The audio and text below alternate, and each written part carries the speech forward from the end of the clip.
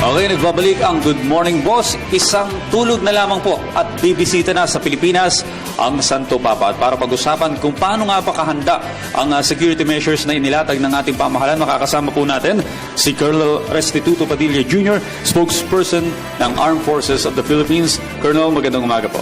Alvin, magandang umaga. Sa lahat po na nanonood ngayong umaga at sumusubaybay sa programang ito, magandang umaga po. Sir, bukas po ng hapon, darating na ang Santo Papa. Gaano na po kahanda ang Pilipinas para dito?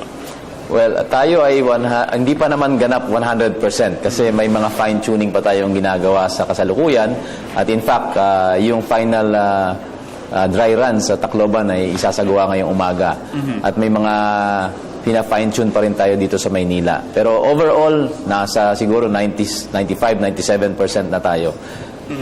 Sir, ang lead agency po para mamuno sa security measures na gagawin para sa Santo Papa ay PNP. Sa bahagi po ng AFP, ano naman po ang role ninyo?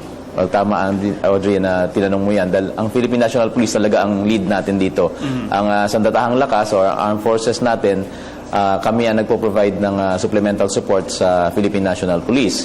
At karamihan ng technical capability, katulad ng ibang hindi may bigay ng Philippine National Police, nanggagaling sa atin.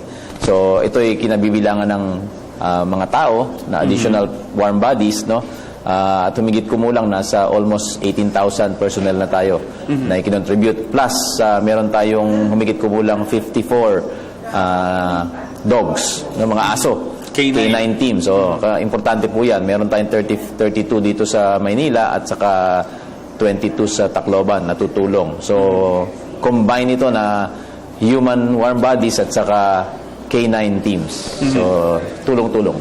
So, may mga personnel po ng AFP dito sa Metro Manila dahil pupunta po dito ang Santo Papa, gayon din sa may Eastern Samar, sa may Tacloban. At maging yung mga K9 units ng dogs. Ngayon, sir, matanong ko lamang, sabi nila ito po ay napakahirap na gawain ang protektahan ng Santo Papa. Paano niyo po tinitingnan itong pagsubok na ito? Madami kami nakuha ang feedback sa ating mga kasundaluhan ngayon. At karamihan ng ating mga sundalo po ay Katoliko. At sa kanilang feedback, nakikita nila ito as isang pribilehiyo, no? A privilege na tinatanggap nila na, in fact, ang dami naming volunteers sa katunayan. Ang dami nagsasabi na gusto nilang tumulong, gusto nilang maging bahagi ng isang historic event. Pero hindi naman natin pwedeng italaga lahat na mag-secure sa Santo Papa. So yung lahat ng mga naka-assign dyan, ang kanilang pagtingin ngayon sa kanilang gagampanan na responsibilidad ay isang karangalan na kailangan nilang ipagmalaki at kanya't nandun lahat, buong loob nilang gagampanan yung kanilang role, no? In fact, madami dyan hindi na matutulog. Tuloy-tuloy. Sabi nila, wala ho yun. Kasi napaka-historic event ito at pribileyo namin na sa lahat ng mga kababayan natin, karamihan mag-aantay sa dadaanan ng Santo Papa. At makikipagsiksikan. Nabigyan sila ng blessing na sila ang magsisecure sa Santo Papa at malapit. Kumbaga, up close and personal na nga. At maski ilang saglit lang, malaking karangalan na yun sa kanilang pagkatao at saka sa kanilang mga pamilya. Alam niyo po, kaliwat kanan na ang paalala ng ating pamahalaan na sa mga pupuntang mga mananampalataya dito sa mga events ng Santo Papa. Pero gayon pa man, halimbawang wag naman sana may mangyaring untoward incidents. Gaano po kahanda ang AFP? Well, una, wala tayong nakikitang pagbabanta sa ating mahal na Santo Papa na serious threat directly sa kanyang pagkatao.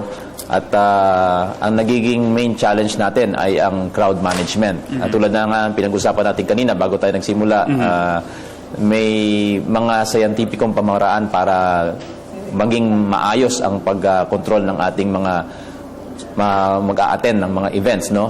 So, yun ang magiging challenge, yung crowd management. Kaya nga naglagay tayo ng mga barikada, mga avenues ng pwedeng daanan ng tao, at ang panawagan ng pamahalaan na unang-una, ang pinaka-importanting ingredient dito ay yung disiplina ng mga kababayan natin. Kaya ang panawagan ng ating mahal na Pangulo at ng buong Sandatahang Lakas at lahat ng organizers, pati na ng simbahan, sana po maging disiplinado ang ating mga kababayan sa pagpunta sa mga events. Maaga po dapat sila magpunta, sumunod po sila sa lahat ng abiso at mag-antabay sila sa anumang anunsyo na ibibigay pa ng ating mga organizers, lalo na po ng church, ng simbahan. At isa pa po, kung merong abiso po, sundin po natin yan. Huwag tayo maging pasaway. Tapos kung may sakaling nagkaroon ng sakuna na huwag po tayo magpapanik. Makinig po tayo sa mga organizers at sundin po natin ang kanilang magiging pagbibigay ng direksyon para organisado tayo. Kasi pag nagsimulang may nanggulo at nagpanik lahat, dun yung tinatawag nating chain reaction na maging mas magulo ang lahat ng bagay. Pero kung lahat tayo mahinahon, nakikinig sa organizers at susunod ng maayos, maayos natin ang maayos at walang masasaktan o mababawasan natin ang mga maaring masasaktan kung may sakuna man na mangyari. At pinapanalangin namin na wag mangyari yan. Kaya ito, nais ko na idagdag to. Bukod sa preparasyon natin sa physical at nakikita niyo mga bagay, naglalagay tayo ng mga tao, naglalagay tayo ng kagamitan, naglalagay tayo ng mga ASO, K9 teams.